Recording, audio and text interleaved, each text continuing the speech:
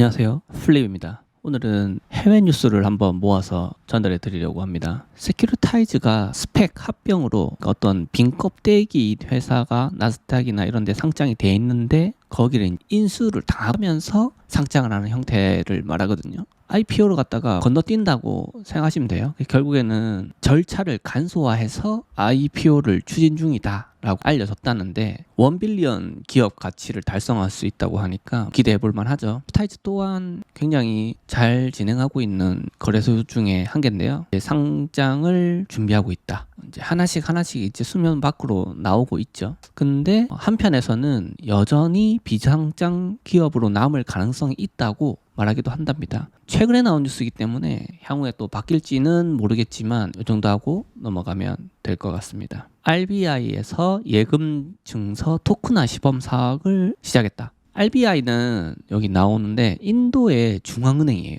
우리나라는 한국은행이 있죠. 인도에는 RBI인데 여기서 토큰화 시범 사업을 시작한답니다. 그리고 인도는 CBDC를 일단 도매단에서 먼저 진행을 한다고 하고요. 이걸 하기 위해서 여러 은행들의 도움이 필요하겠죠. 그래서 이제 중앙은행을 구심점으로 해서 여러 은행들이 붙어서 CBDC를 진행할 것으로 보입니다. 인도 또한 이렇게 토큰화 또 CBDC에 뛰어들고 있다는 점은 주목할 만한 뉴스다. 다음 뉴스는 나스닥의 첫 번째 테더 골드 국채가 1억 5천만 달러의 투자로 출시됐다 뉴스입니다. 그거 혹시 기억나시는지 모르겠는데 이전에 한번 설명을 드린 적이 있죠. 테더 골드인데요. 1억 5천만 달러 정도 자금 조달을 주도했다 하는 거죠. 금을 보유하는 형태가 실물을 하거나 ETF를 사거나 이제는 코인으로도 살 수 있다라는 거죠.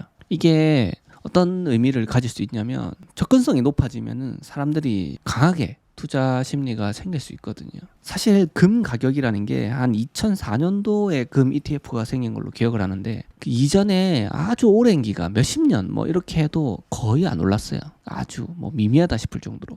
근데 2004년도에 이제 금 ETF가 생기면서 폭발적으로 증가를 했거든요. 금 가격이 지금 현재 최고점을 찍고 있죠. 이제 금이 그런 ETF 말고도 이렇게 테더사의 테더 골드를 통해서도 살 수 있다는 점. 그것 또한 우리가 주목해서 봐야 된다. 금이 조금 더 투자 상품으로서 각광을 받을 가능성이 높다. 그렇게 말이면서 넘어가겠습니다. 밴드 프로토콜이 스텔라 메인넷에서 RWP들을 출시했답니다. 내용이 뭔지 한번 볼까요? 여러 가지 프로토콜, 네트워크, 베이스단에 있는 업체들이 실제 RWA, 예전에 좀 형태가 없는 그냥 무늬만 RWA 애들이 많았잖아요. 실제로 보시면은 힐퓨즈가 토큰증권에서 토큰화를 많이 하고 있는 업체 중에 하나거든요. 미국 국채 같은 토큰을 제공한다. 그렇게 생각하시면 될 것 같아요. 스텔라를 또 선호하시는 분들도 좀 있잖아요. 스텔라가 RWA 분야에서도 이렇게 진전을 보이고 있고 센트리퓨즈 또한 끊임없이 이렇게 진입하는 모습이 보기 좋다라는 생각을 하면서 RWA 데이터를 제공을 한다는 게 디파이를 통해서 규제된 상품을 사고 팔 수 있게 한다는 거죠.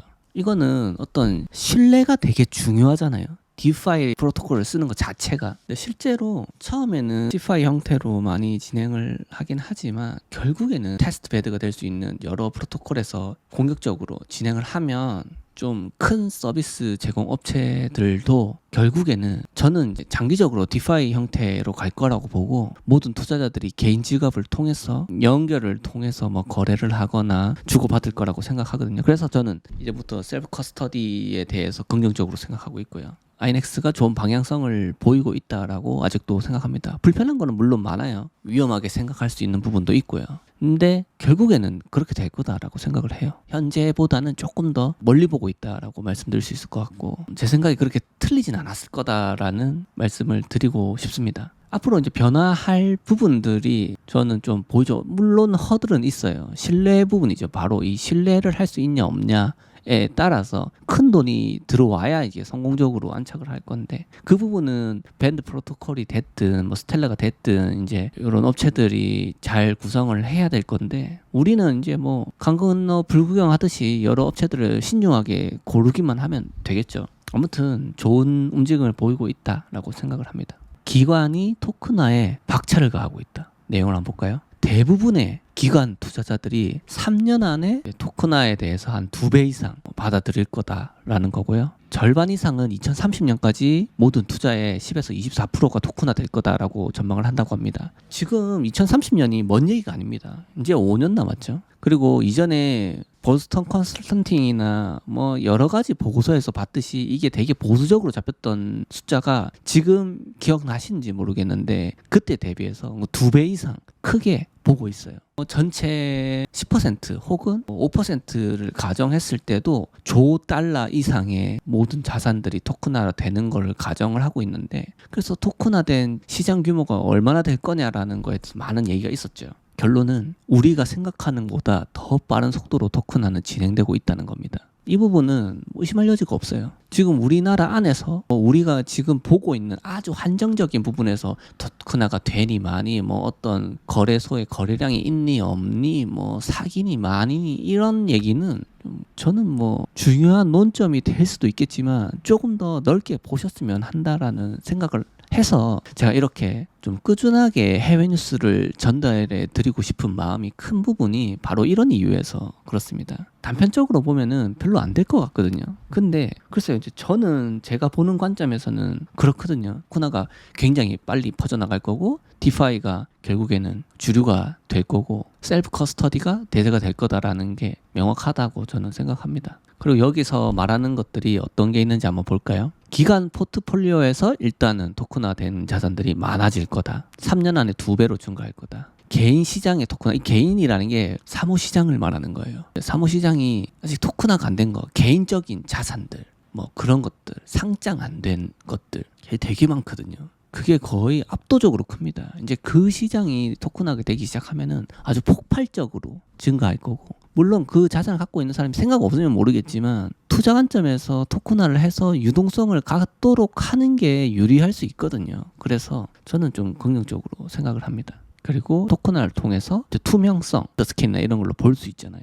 거래 속도가 향상된다는 거, 규정 준수에 관련된 그런 비용들에 대한 절감, 중간 매개의 생략 이런 것들을 통해서 수수료도 덜 낼 수 있는 거고요. 거래하는 데에 대해서 그런 것들을 생각하면은 절감 효과, 이렇게 40% 이상의 절감 효과가 기대된다라는 거. 바이비트가 UBS 기관 담보 접근 확대를 위해서 파트너십을 맺었다. 거래량 기준 세계 2위 암호화폐 바이비트가 UBS하고 협력해서 토크나된 머니마켓 펀드 주식 보유자는 이제 그걸 담보로 쓸 수 있다는 얘기입니다. 사실 이제 담보선에서 이게 가능할 수 있는 거는 물론 이제 법적으로 가능한지에 대해서는 더 살펴봐야 되는 부분이 맞는데, 전통적인 금융 트레이드 UBS 이제 은행권하고 이런 협력을 맺고 있는 모습은 우리가 좀 주목해야 되지 않나라고 생각합니다. RWA가 이렇게 좀 증권성을 띠는 것까지 이런 식으로 접근할 수 있다는 거는 좀 놀랍습니다. 이렇게 이제 바이비트 같은 거래소 업체들이 굉장히 덩치가 크잖아요. 돈을 잘 벌고 있기 때문에 이렇게 큰 거래소들이 하나 둘씩 RW 쪽에 발을 넓히려고 할 거다라는 점은 저희가 이제 분명히 경계하고 봐야 되고, 이런 상품들이 만약에 나온다 해도 우리 입장에서는 분명하게 이제 어떤 법에 의해서 내가 이제 거래하거나 담보하는 자산들이 안정성을 띠는지, 어떤 법의 준거법이 뭔지를 꼭 확인하시고 거래하시기 바랍니다. 다음 뉴스입니다. 시티뱅크가 내년 26년에 기관 암호화폐 보관 플랫폼을 출시한답니다. 지금 아까 전에 뉴스도 그렇고 지금 뉴스도 그렇고, 지금 결이 어떻냐면은 은행권들, 아까 나왔죠. 지금 시티 나왔죠. 은행권들이 크립토 쪽을 굉장히 관심 있게 보고 있다라는 거를 주의해서 볼 필요가 있습니다. 스테이블 코인 자체가 지금 세계적으로 굉장히 뜨거운 감자긴 하거든요. 그래서 암호화폐라고 하는데 이게 전체적으로 우리 잡코인까지 얘기하는 건 당연히 아닐 것 같다는 생각은 하고요. 여기 보시면은 스테이블 코인하고 규제된 EF를 위한 규제된 은행 수준의 암호화폐 보관 서비스를 구축한다. 시티뱅크가 예전부터 많은 보고서도 내고 있고요. 토크나가 어떻게 진행될 거다, 몇 년까지 토큰 증권 시장이 규모가 어느 정도 될 거다라는 보고서가 항상 시티에서 나오죠. 시장에서도 신뢰를 하고 있고요. 그래서 그런 부분에서 시티는 굉장히 앞서 나가고 있는 회사 중에 하나다라고 생각을 하고, 이렇게 주요한 은행들이 토크나 사업을 긍정적으로 보고 있다는 것을 유의해서 보시기 바랍니다. 솔라나가 국내 업체죠. 웨이브 브릿지 하고 손잡고 원화 스테이블 코인을 발행을 준비한다고 합니다. 일단은 MOU는 체결이 된 상태고요. 지금 이런 MOU를 통해서 스테이블 코인 발행 운용 검증하는 과정에 지원하는 그런 엔진을 갖다가 공동적으로 개발한다는 점, 그리고 화폐 시장화 프로젝트 이제 뭐 어떻게 활성화 시킬 거냐라는 거죠. 그런 거에 대한 공동적인 추진, 그리고 국내 주요 시중은행 대상 교육 프로그램 운영. 이거 지금은 그거를 만든다고 해도 받아들이는 게 은행권에서 써야 이제 소비자까지 오는 거기 때문에 그런 게 교육이 사실은 좀 필요해. 금융권에서도 모르시는 분들이 대부분이라고 할 정도로 많거든요. 그래서 이런 교육의 중요성, 생태계 확장 이런 것들을 협력을 솔라나가 강화한다는 거죠. 그리고 머니마켓 펀드죠. 요 토크나 프로젝트 가능성을 함께 검토하겠다. 한국에서도 블랙락이 만들었던 그 달러 기반 MMF 방식을 가지고 우리도 한번 해보자라고 얘기를 하고 있다라는 거고, 일단 좋은 움직임이라고 저는 생각을 합니다. 웨이브 브릿지가 솔라나와 함께 준비하고 있는 거. 원화 스테이블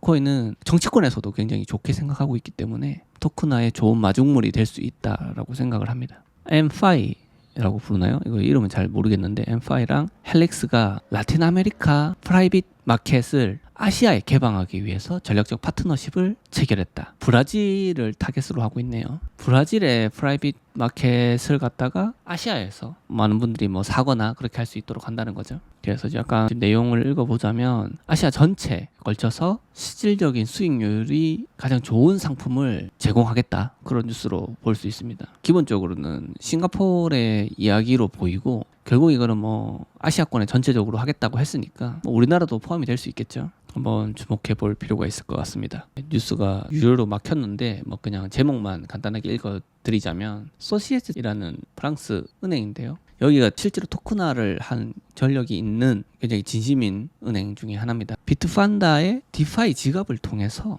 유럽 전역의 소매 투자자들한테 제공을 하겠다는 얘기인데, 이런 은행권에서도 보시면은 디파이를 굉장히 주목해서 보고 있다는 점, 그리고 이 소시에테 제네랄이 거의 최초로 꼽힐 정도, 손가락이 꼽힐 정도로 아주 선두에서 토큰 증권 관련된 시도를 많이 했거든요. 이런 실제 제품도 나와 있고요. 이런 곳에서 디파이를 주목하고 있다는 것은 그럴 만한 가치가 있고 이유가 있다는 겁니다. 다음 뉴스 보시죠.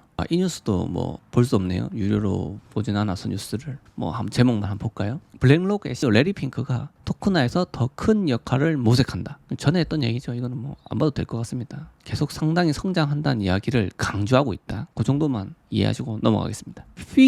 피겨가 라이센스도 잘 갖추고 좋은 업체입니다. 토큰증권 쪽에서 등록된 수익 창출 토큰증권 S 수위에서 제공한답니다. 수위도 토큰증권 쪽에 굉장히 관심을 보이고 있는 걸로 보이고요. 이 수위 네트워크 사용자가 토큰화된 국채로부터 직접적인 수익을 얻을 수 있는 모델을 이제 개발하고 있다는 거죠. 이거는 이제 나와 있죠. 어떤 상품인지 이제 여기 써 있는데, 단기 국채와 재매수 계약으로 지원되는 등록의 담보 상품이다라고 이렇게 설명이 되어 있죠. 그 상품을 수위에서 출시한다는 얘기입니다. 프로바난스 블록체인을 넘어가면, 프로바난스가 원래 이제 토큰증권 전문으로 하는 프로토콜이 있었는데 그 블록체인을 넘어서 좀 더 많이 쓰이고 퍼져 있는 수위를 통해서 배포를 한다는 얘기입니다. 그 정도 넘어가도 될 것 같습니다. 시티 프로토콜이라는 데서 IP 지적재산권 요 시장을 관련돼서 뭐 글을 썼다는 얘기인데, 요 지식재산권 있죠. 그 지식재산권 관련돼서 탈중앙화 프로토콜을 개발하고 있다. 싱가포르의 얘기인 것 같습니다. 이 탈중앙화된 것도 이슈가 될 수 있지만, 이 지적재산권이 IP 관련된 상품들이 사실 우리나라 뭐 해외도 해외지만 우리나라 컨텐츠 사업이 굉장히 크잖아요. 많기 때문에 우리나라도 많은 업체들이 관심을 보일 수 있는 뉴스다라고 생각을 하고, 실질적으로 다른 데도 올릴 수 있겠지만 IP를 직접적으로 이렇게 다룰 수 있는 거는 뭐 평가나 이런 거 여러 가지 주요한 강점이나 포인트들이 있을 것 같긴 한데, 아무튼 제가 이거 CT 프로토콜 자체는 보지 않았지만 IP 전문한 거다라는 점에서 좀 흥미롭게 느껴지는 뉴스입니다. 그리고 굉장히 설명이 잘 돼 있는데 발행을 이제 스스로 할 수 있다는 거, 공동 창작, 자산화 이런 거는 전체적으로 수명 주기를 프로토콜에서 관리를 하겠다라는 얘기고, 탄생, 성장, 이게 뭐 커가는 과정 같은 것들, 뭐 배포에 관련된 것들, 그리고 뭐 지수적인 상품들. 그러니까 이 가격에 대해서 이게 평가를 하는 게 사실은 좀 어려운 부분 중에 하나거든요. 가치를 어떻게 매길 거냐, 뭐 그림이 있다. 어떤 오징어 게임이 있다. 이 가치를 어떻게 매길 거냐라는 게 사실은 가장 중요한데 뭐 그런 걸 해보겠다는 거죠. 여기서는 재밌어 보이는 프로젝트다. 관심이 좀 가는 프로젝트입니다. 디지털 자산하고 기존 금융이 계속 이렇게 융합이 되다 보니까 재보험 부분에서 파장을 일으키고 있다. 무슨 내용일까요? 한번 볼까요? 재보험 자본의 민주화라고 부르는 걸 추진하고 있답니다. 재밌네요. 이 재보험을 어떻게 하겠다는 건지는 조금 궁금한데 이제 기관 단에서 사실 할 수 있는 거기 때문에 리테일 인베스터들은 무관심하죠. 저도 그렇게 딱히 관심을 가지고 있지 않은 거긴 합니다. 일반적으로 이제 이런 데 투자를 하기 위해서는 재보험 관련된 투자를 하겠다면은 수천만 달러가 필요한데 얘네는 5만 달러로 설정했다. 그래서 우리는 되게 리테일 인베스터들을 위해서 민주화를 했다라고 하고 있는데 아직은 멀었다. 5만 달러가 뭐 차 한 대 값이죠. 중형 고급 세단 차 한 대 정도 되죠. 해외 독삼사까지도 살 수 있을 정도의 가격이기 때문에 이게 뭐 그렇게까지 민주화를 했나라고 생각하긴 하는데 뭐 천천히 해나갈 수도 있겠다라는 생각은 합니다. 그리고 이 방향성은 제가 굉장히 좋아하는 지향점이기 때문에 관심이 많이 가는 프로젝트다라는 생각을 하게 됩니다. 한번 지켜보도록 하겠습니다. 이 회사는. 오늘 뉴스는 여기서 마치도록 하겠고요. 사실 녹음된 부분은 더 길게 있는데 시간 관계상 10분에서 15분 사이로 끊어서 드려야 조금 더 집중도 있게 보실 수 있을 것 같아서 끊어서 편집된 영상은 미리 예약 자료에서 올려드리도록 하겠습니다. 모두 좋은 하루 되시고요. 다음 시간에 또 뵙겠습니다. 시청해주셔서 감사합니다. 플립이었습니다.